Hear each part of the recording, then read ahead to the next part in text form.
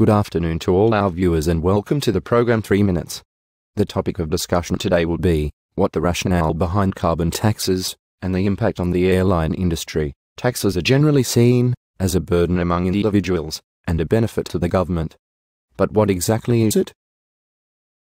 Tax is a contribution imposed by the government that is to be spent for a specific purpose.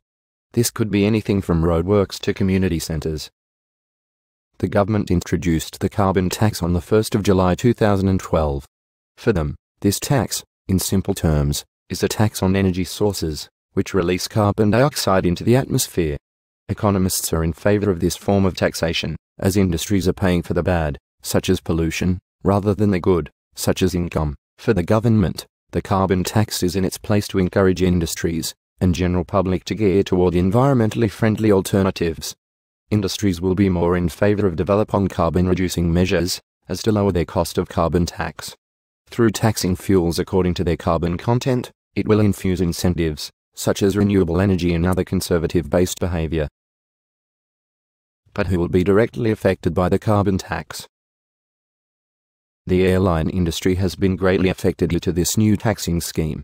Brindabelly Airlines, Qantas affiliate, has had to axe flights between Canberra and Albury, as well as Brisbane and Armidale, as these routes became unprofitable, with the carbon tax costing Brindabelly close to an additional $1,000 per day. Customers are having to pay up to an extra $6.86 to cover additional costs.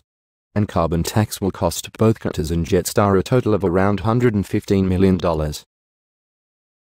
Major industries have had no other choice but to raise their prices due to those being imposed on them as a result of the carbon tax.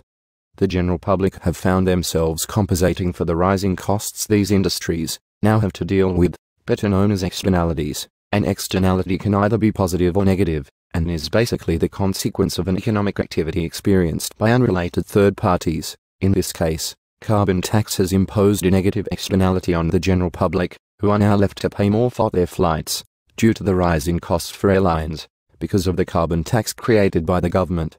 There are no guarantees that emissions will decline.